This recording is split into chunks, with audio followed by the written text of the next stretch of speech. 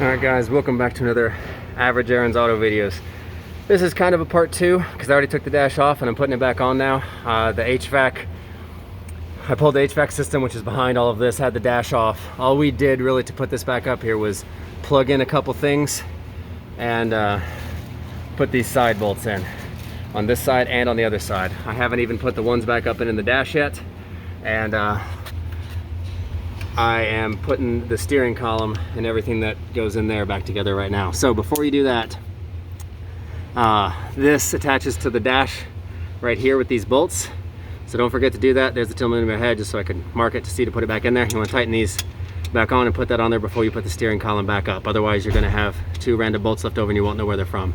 You want to do that because you want everything tight, nice and snug, so you don't forget anything. Additionally, in the other video, I took off some cables that were here.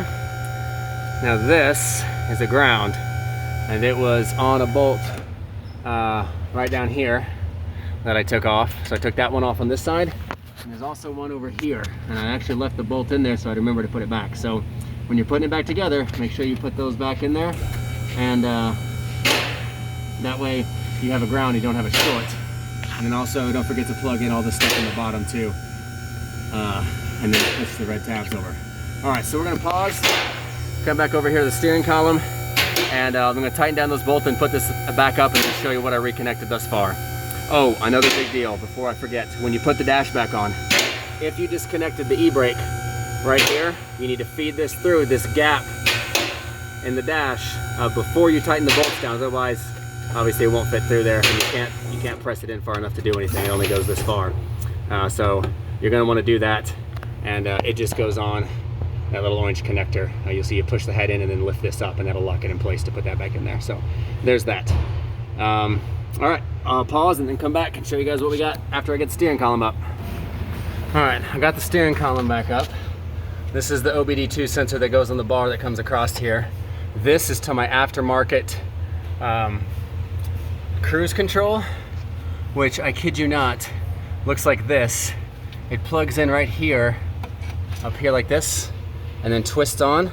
But all it is this little actuator, it's actually mechanical, presses the gas pedal down and holds it in place. That's my aftermarket cruise control. That's how that works. It's pretty clever, but when you shut it off, it goes and sinks back in, and you can hear it sink in.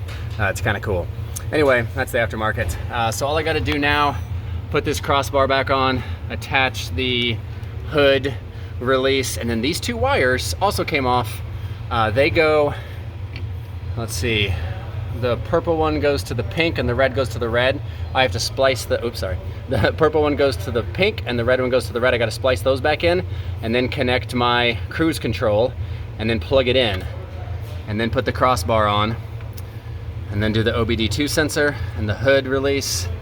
And I got to put some stuff back on the top too, because my aftermarket cruise control runs to this cute, awesome, flimsy little dongle here on the side. So I'll get that up there and we'll show you kind of what that looks like as well. Don't forget to reconnect your e-brake. Make sure everything in there is good to go. I don't know if you guys can see the little orange clip, how it's on there. So yeah, the orange just plugs in and then comes right up on there. Kind of clever. All right, I'll be right back once we get the rest of this on there. All right, sorry to jump around on you, but we got the dash back in. We got these two bolts in.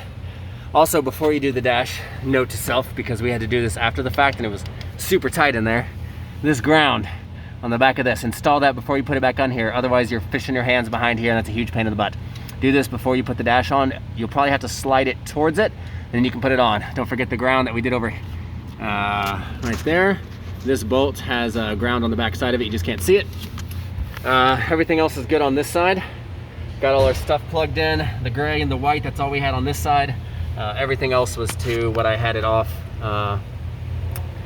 the glove box stuff. I think that's the light for the glove box or something like that. I'll figure out what that was and find it soon enough. All right, jumping over to the other side. Gonna jump there. All right, we got everything installed. We got these bolts back on, got this body panel put back on with the two screws fitted underneath, got this piece on, the brake works, hood works, OBD2 sensors put in, this is put in, this is put in. Your full steering column bolts are put in. This cover for the steering wheel is put in. That little white box Up there with the little black lever is the cruise control that's put back in. All of these are plugged in. Don't forget the bolt. You got this white box underneath here, and you got this one on the left over here. Mine has some extra wiring, so I had like to open that green one in the top. That was not plugged in for me, so I don't know what that is. I'm going to put the battery terminal back on the negative side and start it, and we'll go from there. Hopefully this helped you guys as a part 2. If not, put comments in below. Please hit like and subscribe if it did help you, and don't forget to put back on all your body panels or it looks kind of ghetto. All right, you guys have a great day, and we'll see you guys next time.